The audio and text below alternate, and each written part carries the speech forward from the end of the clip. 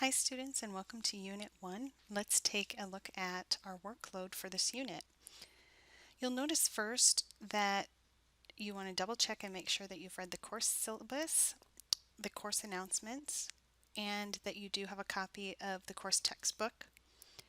You're going to want to complete everything in Unit 0 before continuing in Unit 1 because that is where you download the software required, set up your connection, and download the student files that are required. Unit, we will be reading chapters 1 and 2 out of our textbook. Chapter 1 is an overview of things that you hopefully talked about in the prerequisite course. What is a relational database? What is a relational database design? How do objects relate to each other? How to read and design ER diagrams, entity relationship diagrams. I do want to make sure that you understand the concepts from Chapter 1, and if you have any questions, let me know. For the duration of this course, we're going to be working with a fictional company called Just Leap Books, and one of the things in Chapter 1 that you will see is an ER diagram for the database that we will be using. I have a link posted here, so if you click on that, you have a copy if you'd like to print that off. It's important that you understand that these entities are going to be translated to tables in our database. These attributes will be fields. These lines between tables are relationships. Make sure you understand a one-to-one relationship, one-to-many, and many-to-many. And then become familiar with the tables and the types of data that we have in the database that we're going to be using this semester. I have posted the PowerPoints that came with the textbook for chapters 1 and 2. Those may or may not prove to be helpful to you. It depends on what type of learner you are and what format you like to see things in, but you definitely will need to read the entire chapters of the textbooks, especially since this is an online class where I'm not in front of you able to explain things. So at the very beginning, almost the first thing in chapter 2 that you're asked to do is to run the script files to create the Just Leap Books database that we're going to be using for class. So let's go over to our software from Oracle that we downloaded and log in. Here we are with Oracle SQL Developer, and it's asking for my login information to connect to the EDU1 database, which you should have walked through the steps to create a connection to the EDU1 database already in Unit 0. Each of us will have a username, aura, and then a number, and I have posted your user ID in your gradebook in Blackboard.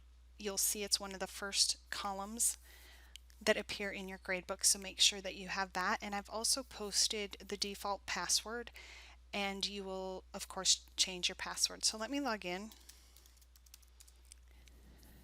to the database.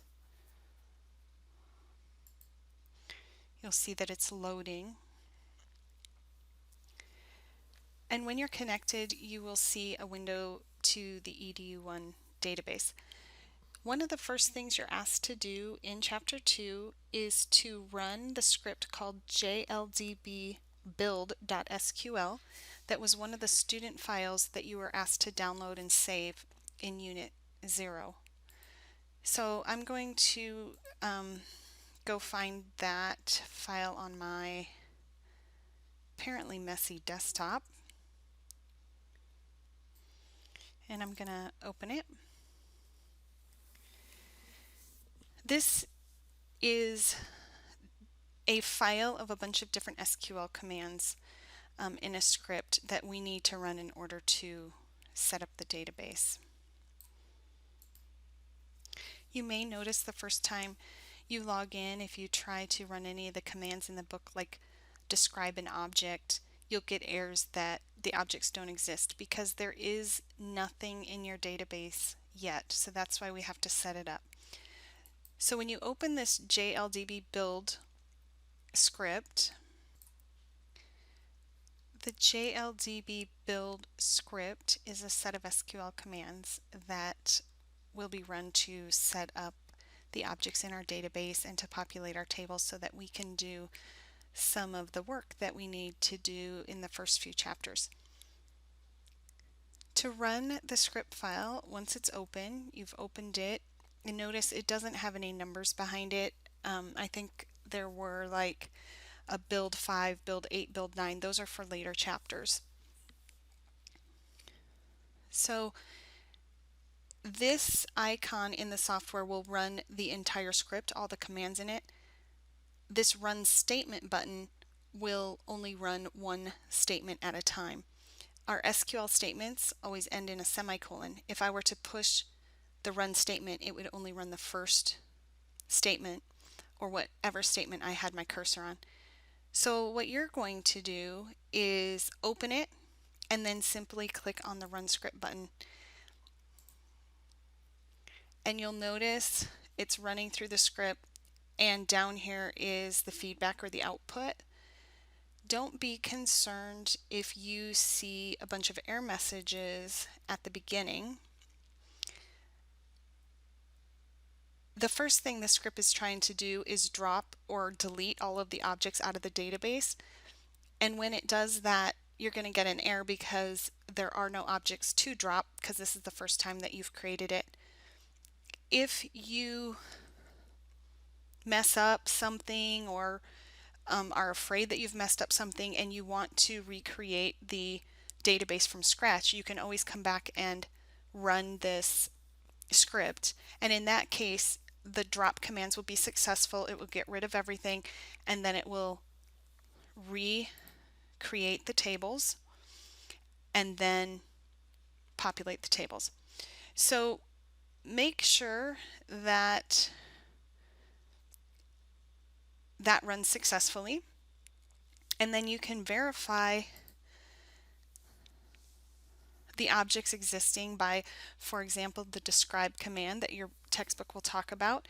If I run that, now I do have a book called, or I'm sorry, a table called books that has these columns in it, and so I do see a description or the format of the table.